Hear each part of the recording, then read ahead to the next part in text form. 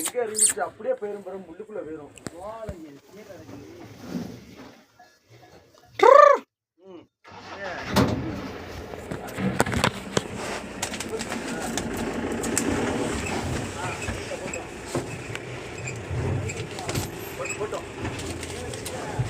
ஆமா வீட்டுக்கு விடுங்க அண்ணே. சென்ட் ஆகலை, நான் அனுப்பிச்சுடுறேன் உள்ள போயிட்டு.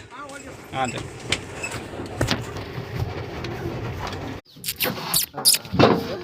துண்டு மாதிரி